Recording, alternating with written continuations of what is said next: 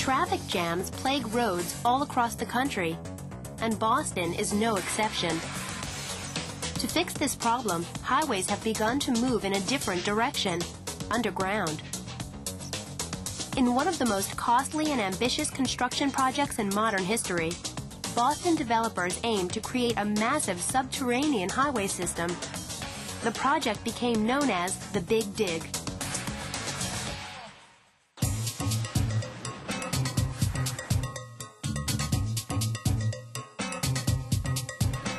If you are reading about a complex subject like Boston's Big Dig, it is helpful to take an organized approach. One method is to break down the subject into smaller parts. First, establish the main focus of the text. What are the basic points that are vital to your understanding of the story? Try to figure out the who, what, where, when, why, and how of the story. After you determine the core of the text, you can build upon it with details that further your understanding of the issue. It's also important to be able to summarize what you've read and paraphrase it in your own words. Doing this will confirm that you understand what you are reading. As you watch this segment on the Big Dig, try to determine the main issues. Then ask yourself questions aimed at expanding your comprehension of the subject.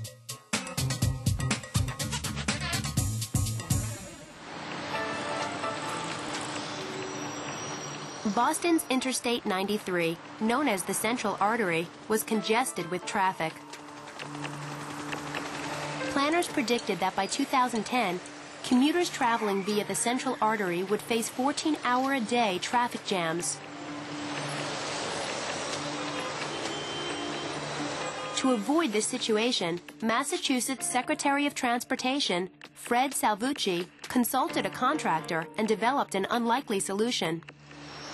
And his view was the elevated central artery is like a flashing neon sign saying highways are bad, highways are ugly, highways don't work. We've got to fix this problem at its root by tearing it down and building it underground, and then we can have a good city and a good highway. And my first reaction was, this is crazy. We're going to shut the city down for 10 years while we rebuild it. Where's all the traffic going to go, and how can we do this? While walking beneath the artery, Salvucci realized there was just enough space to construct a 10-lane tunnel below, without disrupting the flow of traffic above. According to the planners and engineers, the project would decrease traffic and shorten commutes. In addition, tearing down the dilapidated Central Artery would allow for the creation of parks and the reconnection of neighborhoods.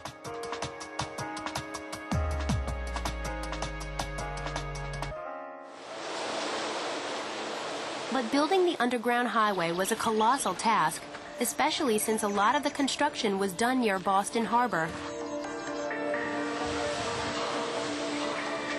As if that weren't complex enough, it also happens to be the location where the weakest soils exist in the entire highway alignment to the greatest depth. And that's where we have to put our tunnel. To remedy this problem, engineers decided to mix the soil with cement. The process would take 3 years, but it would make the soil hard enough to begin construction.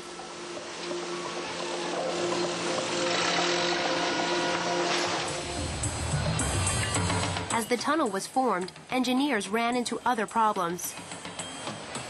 How were they going to connect the 10 underground highway lanes to the elevated ones across the Charles River?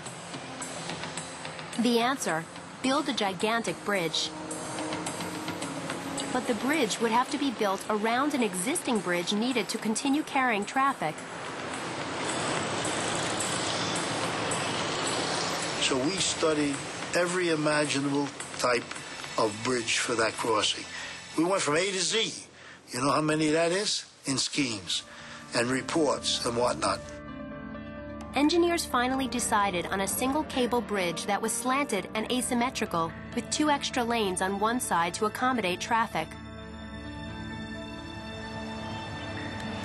Construction of the Big Dig was well underway, but safety concerns began to pop up. What would happen if an accident in the underground tunnel started a fire? 7 ventilation shafts and 140 fans were built to blow fresh air into the tunnel and remove exhaust.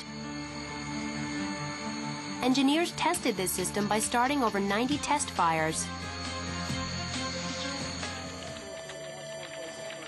The vents worked as planned. After surpassing many roadblocks, the first of Boston's revolutionary new highways opened to the public in 2003. Though the Big Dig was not yet fully complete, it seemed well on its way to success. The new 93 northbound is officially open.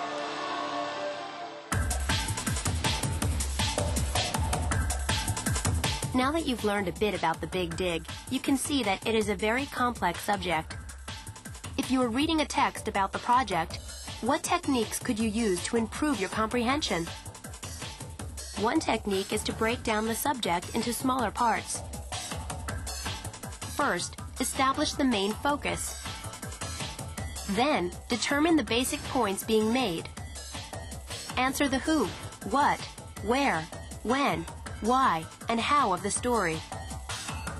By answering these questions, you will be able to understand the basic idea of the text. Once you have established the big picture, you can look for other details that add to your basic understanding of the subject. For instance, what geological barriers did the workers have to deal with? What safety issues were involved in this project? Finally, try to summarize what you've read and paraphrase it in your own words. Doing this will confirm that you understand what you are reading. Next time you read about a complex subject, don't get frustrated. Instead, use these techniques to help you break down the concepts and better understand the issue.